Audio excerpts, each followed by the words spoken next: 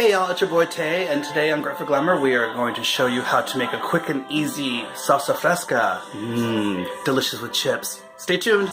First boil 2 jalapenos and a medium-sized onion cut in quarters. In our brand new Hamilton Beach food processor, I'm going to add an 8-ounce can of tomato sauce, plus an 8-ounce can of water, 3 cloves of peeled garlic, and as many arborio chiles as you like. We usually do about 5. A little bit of salt, and a little bit of pepper, basically to taste. Put the lid on it, and you're going to pulse it just for a little bit until the chilies are blended together. That looks about right. 3 Roma tomatoes sliced in half. Let your onions and jalapenos boil for about 5 to 8 minutes just to soften up a bit. Once they're finished boiling, you can take the jalapenos out and put those to the side because we're going to take out the seeds because the seeds are really hot.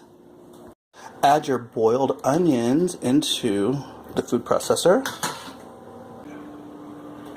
So you're going to cut these in half and take out these seeds. These things are very, very hot, so take them all out. Add your jalapenos into the food processor. Add a good handful of cilantro. I love cilantro, so I put quite a bit, but some people don't like it as much. You don't have to put as much, but I love it. You're going to pulse it and mix it all together.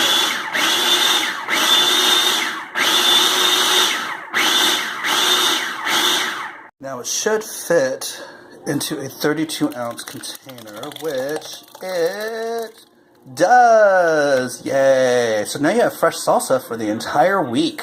Make sure you test it to make sure it's not too spicy or it's really spicy. Delicious fresh salsa. Thanks for watching Grit4Glamour. I'm out.